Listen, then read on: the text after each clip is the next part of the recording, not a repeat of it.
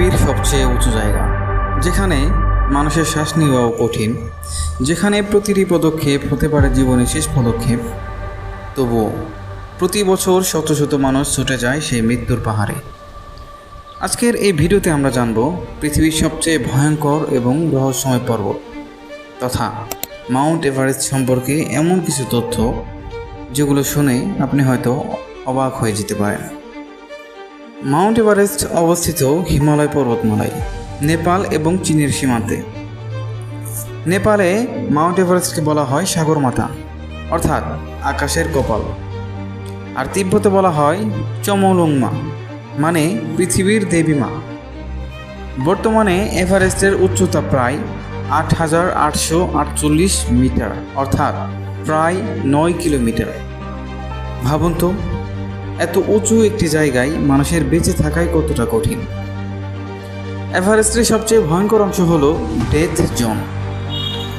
৮,০০০ মিটারের উপরে এমন এক এলাকা যেখানে বাতাসে অক্সিজেন এত কম যে মানুষ ধীরে ধীরে মৃত্যুর দিকে এগোতে থাকে।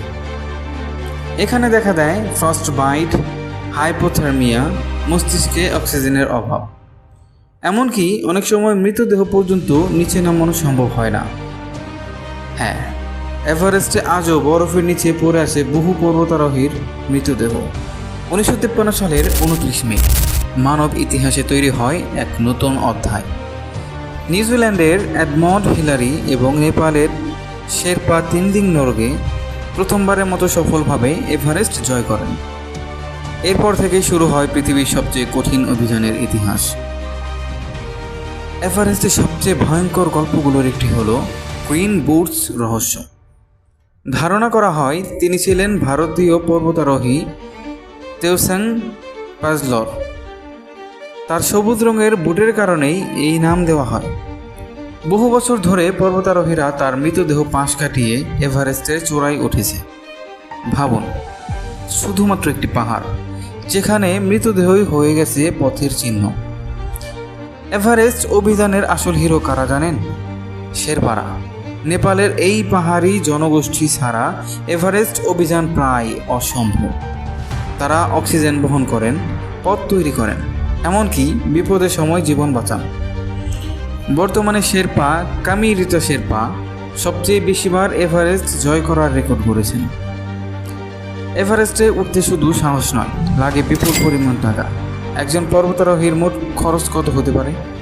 বাংলাদেশি টাকায় যা কয়েক কোটি টাকার সমান। তবুও মানুষ যায়, কারণ এভারেস্ট শুধু একটি পাহাড় নয়, এটি একটি স্বপ্ন। মাউন্ট এভারেস্ট আমাদের শেখায় মানুষ চাইলে অসম্ভবকেও জয় করতে পারে। কিন্তু এই পাহাড় একই সাথে মনে করিয়ে দেয় প্রকৃতির সামনে মানুষ কতটা ছোট আর কতটা অসহায়। আপনি কি জীবনে একবার হলেও এভারেস্ট দেখতে যেতে চান? কমেন্টে আপনার মতামত জানাতে পারেন। ভিডিওটি ভালো লাগলে একটি লাইক দিতে পারেন, আর এমন আরও রহস্যময় ও তথ্যবহুল ভিডিও পেতে চ্যানেলটিকে সাবস্ক্রাইব করতে ভুলবেন না।